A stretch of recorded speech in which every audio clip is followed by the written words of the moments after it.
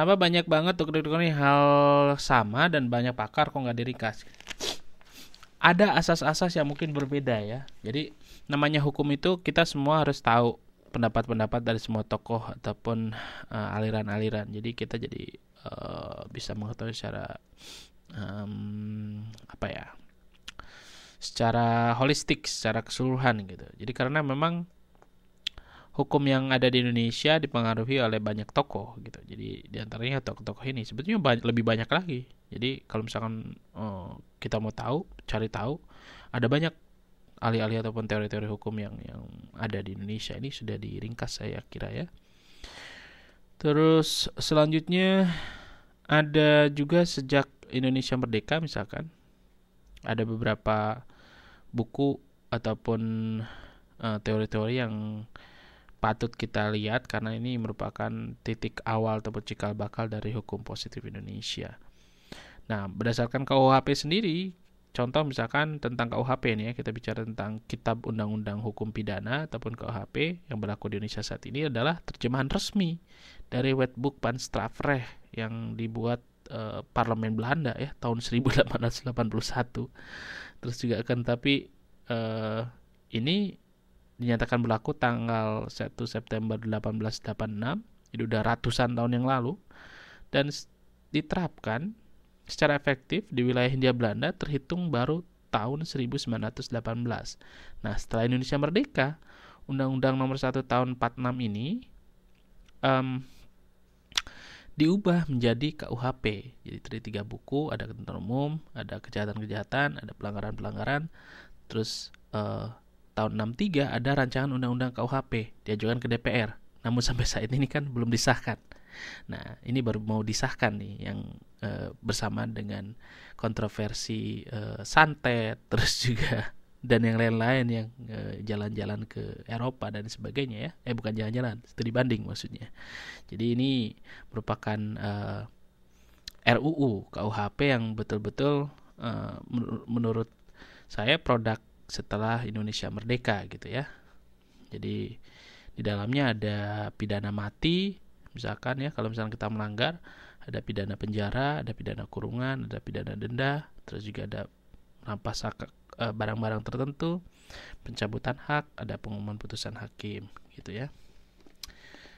Oke, selanjutnya kita bisa lihat halaman 87 ada asas hukum pidana. Yang pertama asas legalitas. Asas legalitas ini kesamaan, ada 4 makna, yaitu pembuat undang-undang tidak boleh melakukan satu ketentuan berlaku mundur, ya harus progresif. Jadi kedua, semua perbuatan yang dilarang harus dimuat dalam rumusan yang jelas, gitu ya. Yang ketiga, hakim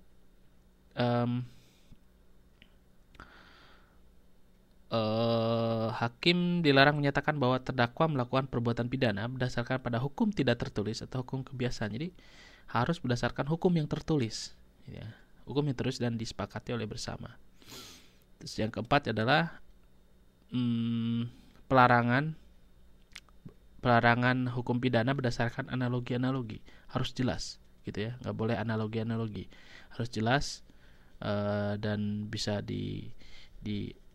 diskusikan gitu, serta juga tertulis secara jelas dalam kitab undang-undang hukum pidananya. Dan kalau misalkan dalam ketentuan pidana ini jelas ataupun lex certa, ini dikatakan bahwa menurut Schaffmeister dikatakan bahwa itu tidak boleh melakukan analogi karena memang tidak ada pidana yang hanya melakukan putusan berdasarkan kebiasaan-kebiasaan, harus secara jelas ya. Selanjutnya kita bisa lihat di halaman 88 tentang asas teritorial, pengecualian asas teritorial dan perluasan asas teritorial. Jadi teritorial sendiri itu daerah gitu ya. Jadi seluas apa sih hukum ataupun undang-undang ini berlaku gitu ya.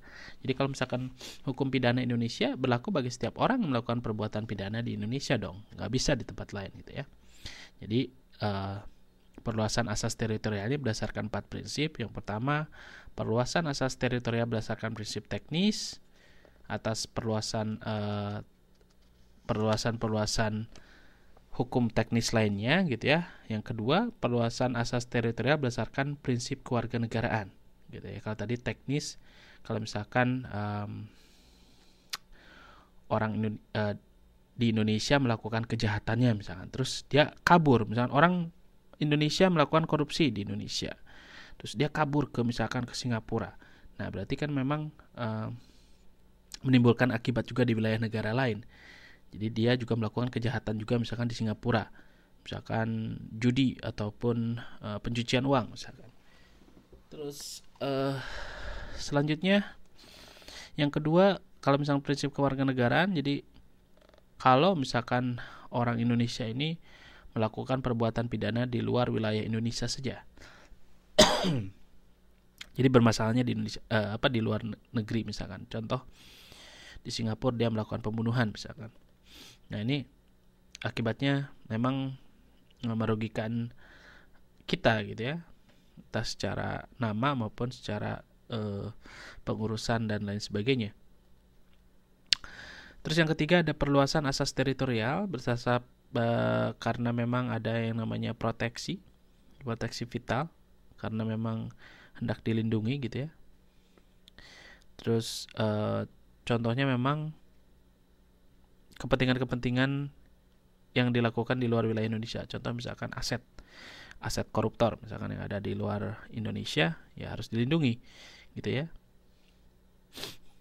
Terus selanjutnya keempat, perluasan asas teritorial berdasarkan prinsip universal bahwa hukum pidana Indonesia berlaku atas perbuatan pidana yang melanggar kepentingan masyarakat internasional. Jadi bisa dikualifikasikan juga sebagai kejahatan internasional ataupun delicta juris gentium gitu ya. Misalkan perang, ada kejahatan kemanusiaan gitu ya. Misalkan pada saat penculik membunuh misalkan orang-orang yang tidak berdosa gitu ya, atau mungkin perempuan, orang dan sebagainya, sesuai dengan konvensi Jenewa. Ya, tidak sesuai dengan konvensi Jenewa. Kalau setelah dia kembali dalam waktu lama, apakah hukuman dari perbuatannya masih berlaku hukum di Indonesia? Nah, ada di Indonesia itu yang namanya hukum in absentia gitu ya. Dihukum tapi orangnya nggak ada gitu. Jadi dia biasanya akan, misalkan kalau dia balik ini ya, dia akan ditangkap karena memang menghindari hukuman tadi, akan disidangkan berdasarkan hukuman tadi, dan nanti akan dilakukan proses verifikasi gitu ya. Jadi yang namanya hukuman kan harus dilaksanakan gitu ya. Karena dia tidak melaksanakan hukuman, jadi biasanya akan ada penambahan hukuman. Pertama adalah karena dia menghindari hukuman, itu yang pertama. Yang kedua, melaksanakan hukuman. Contoh misalkan kasusnya ini ya gampang-gampang saja deh. Kasusnya korupsi misalkan ya. Korupsi, dia pergi misalkan ke China gitu ya, mainland. Kalau perbuatan tidak merugikan, contohnya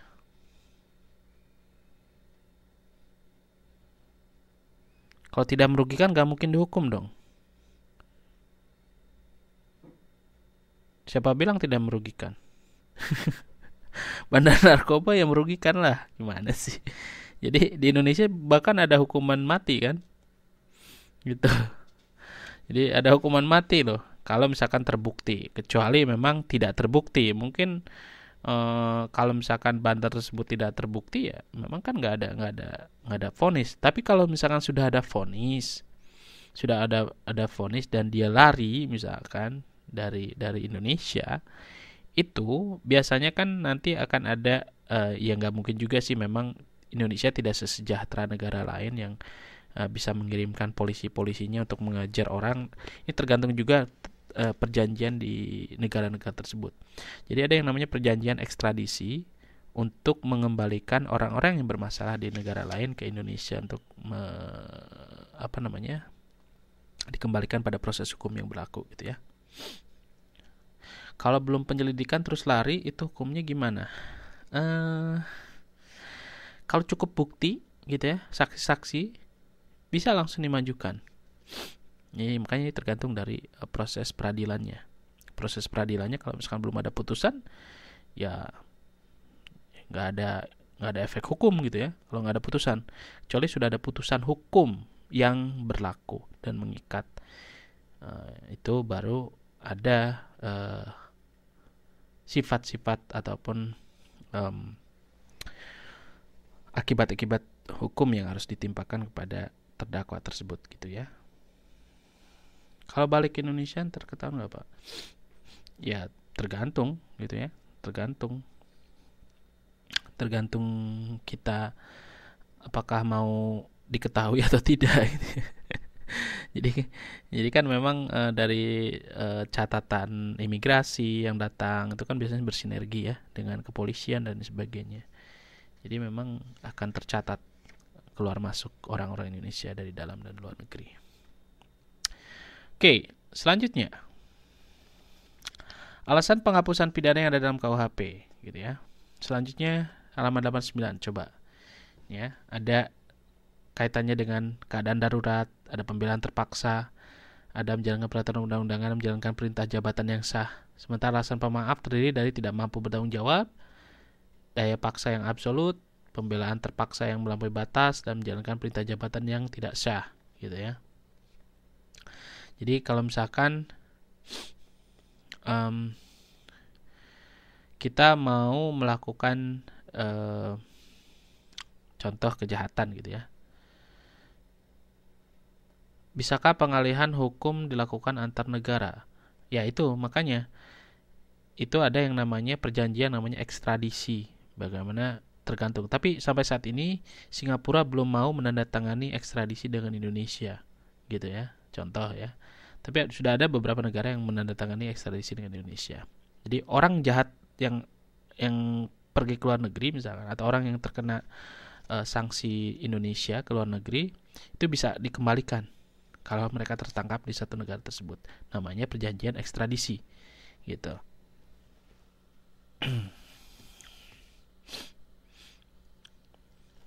Nah, selanjutnya ada yang namanya alasan penghapusan penuntutan yang ada dalam KUHP.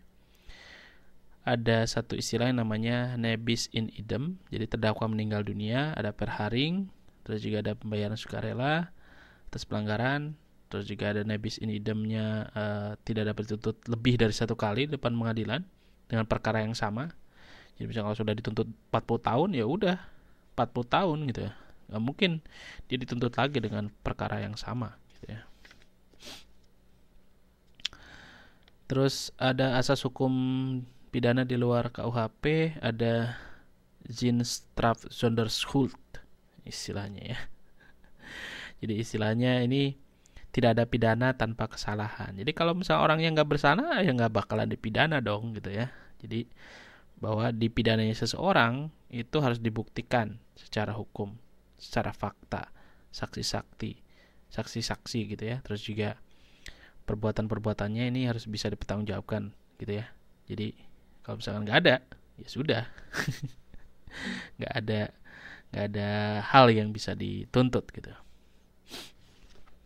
Selanjutnya, menurut alasan-alasan penghapus pidana di luar KUHP, silakan di halaman 810. Ada kalau misalkan alasan pemaaf di luar KUHP antara lain sesat gitu ya, yang dapat dimaafkan dan tidak ada sifat melawan hukum material. Contoh misalkan aliran sesat gitu ya. Kalau misalkan si aliran sesat itu bilang, wah saya taubat terus balik lagi gitu. Contoh seperti itu ya. Itu akhirnya bisa gugur gitu ya perbuatan-perbuatannya. Alasan-alasan penghapus penuntutan di luar KUHP. Jadi misalkan penghapus penuntutan di luar KUHP antara lain amnesti, abolisi, asas oportunitas. Jadi presiden bisa memberikan amnesti, abolisi gitu ya, pengurangan hukuman, bisa menuntut penuntutan. Jadi bisa menghapuskan penuntutan gitu ya. Abolisi, hapusnya kewenangan penuntutan oleh jaksa penuntut umum. Jadi misalkan itu kaitannya presiden memberikan amnesti, tapi terlebih dahulu harus meminta persetujuan dari DPR ya. Gitu, sebagai representasi dari masyarakat. Selanjutnya, kegiatan belajar 2, hukum internasional. Silakan dilihat istilah dan pengertian hukum pidana internasional. Tapi sebelumnya kita lihat hukum internasional dulu secara lebih komprehensif. Apa itu hukum internasional? Halaman 815.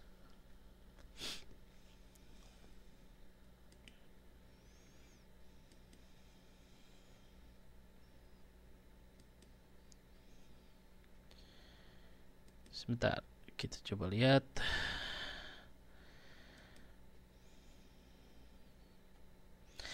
Istilah hukum pidana internasional ataupun International Criminal Law, ada juga Internationale Strafprocessrecht. Rollingnya adalah International Criminal Law dan Supranational Criminal Law. Jadi hukum internasional ini sering diistilahkan dengan nama hukum bangsa-bangsa atau hukum yang berlaku secara general dan formal di antara bangsa-bangsa, hukum antar negara juga gitu ya. Jadi ada dua pengertian, yaitu hukum internasional publik dan hukum perdata internasional. Jadi ada HIP, ada HPI. Jadi hukum internasional publik dan hukum perdata internasional ya. Jadi hukum perdata internasional adalah keseluruhan kaidah dan asas hukum yang mengatur hubungan perdata yang melintasi batas negara gitu ya. Dan bisa dikatakan sebagai kumpulan ketentuan hukum yang bisa menyelesaikan masalah-masalah individu yang tunduk pada yurisdiksi dua negara atau lebih gitu ya. Terus juga hukum internasional publik itu bisa kita sebut sebagai hukum internasional, sebagai kumpulan ketentuan hukum yang bisa dipertahankan oleh masyarakat internasional sebagai bagian dari hukum. Terus juga memenuhi unsur-unsur sebagai kumpulan ketentuan yang mengatur tingkah laku masyarakat dan dipertahankan oleh external power, masyarakat yang bersangkutan. Jadi memang bahwa hukum internasional secara simpel adalah keseluruhan kaidah dan asas-asas yang mengatur hubungan atau persoalan yang melintasi batas negara. Misalkan ada negara dengan negara, negara dengan subjek hukum gitu ya. Oke.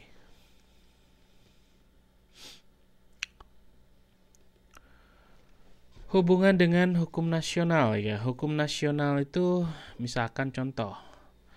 Hukum nasional ada tentang narkoba misalkan ya. Hukum ataupun aturan tentang narkoba. Di international law juga ada gitu yang mengatur itu. Makanya memang apakah nanti ada pertentangan atau tidak, yang jelas memang itu merupakan bagian dari subjek hukumnya gitu ya. Subjek hukumnya apakah ada individu yang terkait di situ, subjek hukum lain, atau memang hanya permasalahan satu negara dengan negara yang lain.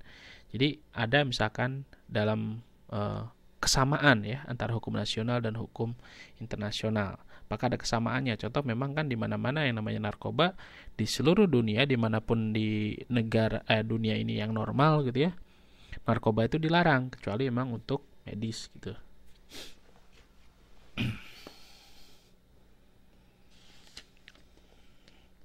Tidak tergantung teori penelitiannya, tapi tergantung dari apakah ada kesamaannya. Implementing legislation. Jadi apakah ada aturan pelaksanaannya dari kedua kaitan antara nasional dan internasional itu. Jadi contoh misalkan ada principle of international law. Jadi menyatakan bahwa kalau misalkan hak dan kewajiban negara tidak lain sebagai hak dan kewajiban semua manusia individu yang mengorganisir dirinya dalam suatu negara gitu ya. Jadi kalau misalkan konstruksi yuridisnya ataupun hukumnya tidak akan mungkin ya tanpa manusia anggota masyarakat negara tersebut. Jadi ada pengertian subjek hukum yang sama antara nasional dan internasional gitu ya. Ada subjek secara garis besar gitu ya. Jadi satu kejahatan misalkan di satu negara ini mungkin juga dikenal sebagai kejahatan juga di negara yang lainnya gitu.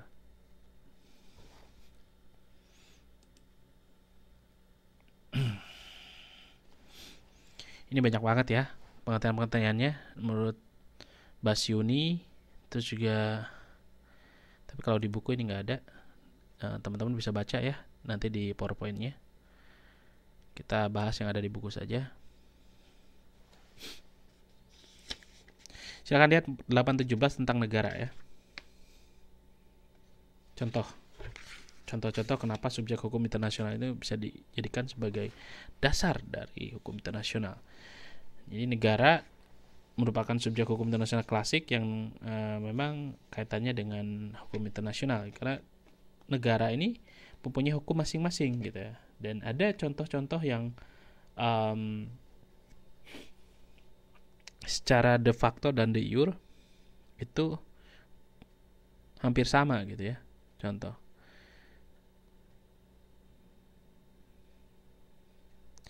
Contoh misalkan Palestina ini di halaman 818 ya. Ada beberapa negara yang tidak mengakuinya sebagai negara, tapi mengakuinya hanya sebagai sebuah entitas atau sebuah bentuk yang setara dengan negara. Tapi ada juga beberapa negara yang menyatakan bahwa secara absolut bahwa Palestina itu adalah negara gitu ya. Jadi tergantung dari sikap dari tiap-tiap negara tersebut. Bisakah hukum internasional menjadi hukum nasional? Sebaliknya, ini tergantung mau menerima atau tidak gitu ya. Jadi, negaranya mau menerima tidak hukum internasional yang berlaku. Sebaliknya, hukum internasionalnya mau tidak menerima hukum nasional satu negara gitu ya. Jadi karena tiap-tiap hukum nasional maupun hukum internasional mempunyai orang-orang sebagai penegak hukumnya. Jadi mau nggak mereka atau mau nggak kita menerimanya gitu ya. Karena sebelum aturan itu diberlakukan, bahwa hukum itu adalah harus bisa diterima gitu ya. Meskipun ada sifat-sifat yang memaksa gitu ya. Terus ada tahta suci Vatikan. Jadi subjek hukum. Jadi hukum-hukum gereja Roma ya. Jadi bahwa ini Vatikan sebagai subjek hukum tersendiri dan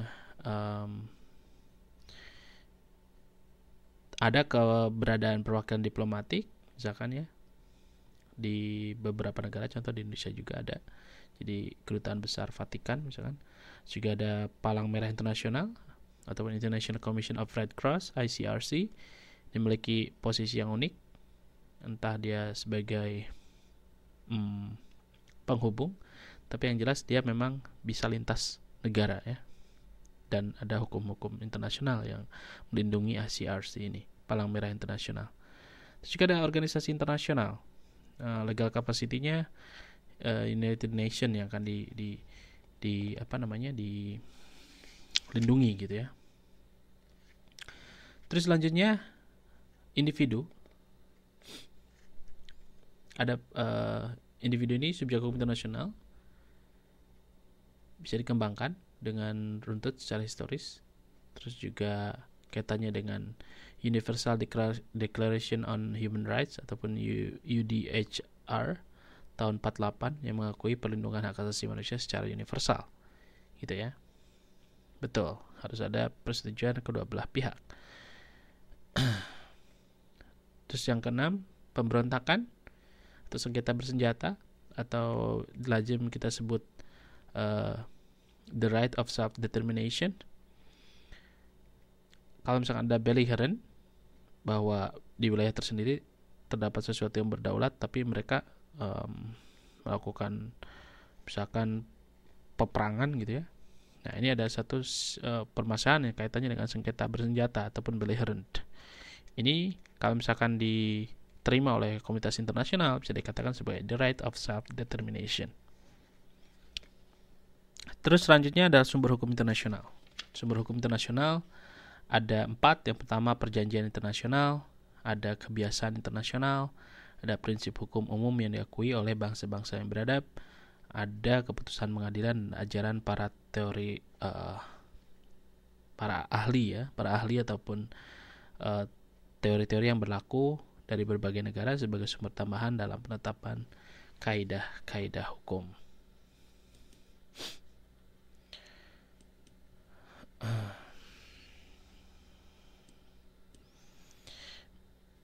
Jadi teman-teman bisa membaca tentang sejarah dan perkembangan HPI ya di PowerPoint. Ini detail. Saya sengaja kasih yang detail buat bahan bacaan ya. di mata kuliah ini. Jadi yang di buku di modul ini sebetulnya lebih simple gitu ya, lebih sedikit gitu ya. Terus ada juga akibat hukum tertentu yang berdasarkan perjanjian internasional. Kalau misalnya ada pertanyaan, apakah ada persetujuan kedua belah pihak? Ya, kalau misalkan kaitannya perjanjian internasional, ada yang namanya traktat, treaty, ada yang namanya pakta ataupun pact, ada konvensi, convention, ada piagam, statute, ada charter, ada deklarasi, ada protokol, ada arrangement, ada accord, ada modus vivendi, ada covenant, dan beberapa istilah lainnya ya yang kaitannya dengan hal yuridis formal. Itu coba dilihat halaman 820 ya. Di alinea 1, 2, 3. Gitu. Selanjutnya ada kaitannya dengan sejarah hukum internasional di 822, silakan dilihat. Jadi ada contoh asas Pacta sunt servanda. Jadi ada bagaimana tata cara melakukan perang, conduct of war, gitu ya. Itu zaman-zaman lama gitu ya, zaman-zaman kuno. Terus yang mulai modern ada zamannya International Law Commission, dikatakan bahwa dalam United Nations, karena terbentuk oleh United Nations Charter tahun 45 yang ditandatangani di San Francisco, karena ditandatangani oleh lebih dari 50 negara utama, maka PBB ini menjadi semacam acuan gitu ya. Dan peraturan-peraturan tentang perang diatur dalam Deklarasi Universal tentang Hak Asasi Manusia tahun 1948 gitu ya. Makanya muncul tadi dokumen hak asasi manusia, HAM gitu ya. Namanya Declaration of Human Rights gitu ya.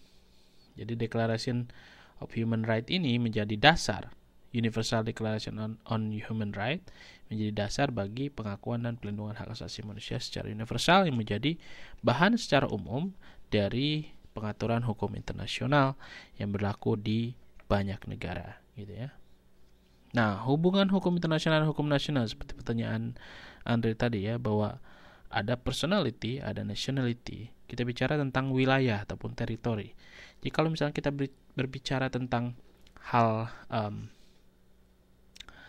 nasionalitas gitu ya, dalam penerapannya warga negara misalkan kedudukannya di luar negara, sedangkan asas nasionalitas ini ada ketentuan mengikat ya. Contoh kalau misalkan ketentuan yang berdasarkan ketentuan aktif, ada personality atau nationality. Asas nasionalitas ini bersifat aktif. Jadi kalau misalkan ada aturan-aturan gitu ya yang mungkin melingkupi orang-orang meskipun berada di luar negara. Contoh seperti kita ya, aturan misalkan dari negara kita apa nih yang berlaku. Contoh pemilu gitu ya, kita dikasih kebebasan untuk memilih gitu. Itu aktif. Yang pasif, bahwa ketentuan perundangan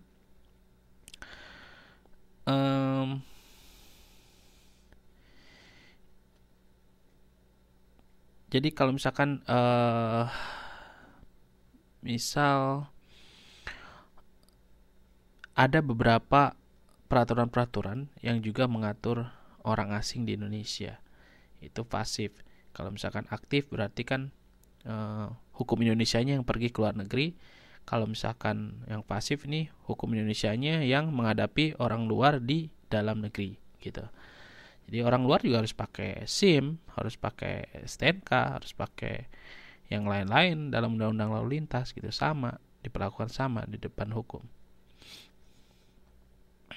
Gitu ya. Terus selanjutnya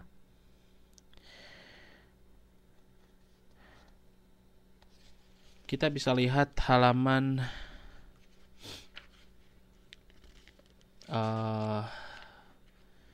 modul 9. Coba kita lihat modul 9. Nah, untuk modul 8 kita coba lihat pengertian dan unsur kejahatan internasional. kita kilas balik lagi ya sebelum masuk ke 9. Ada the 10 penile characteristic.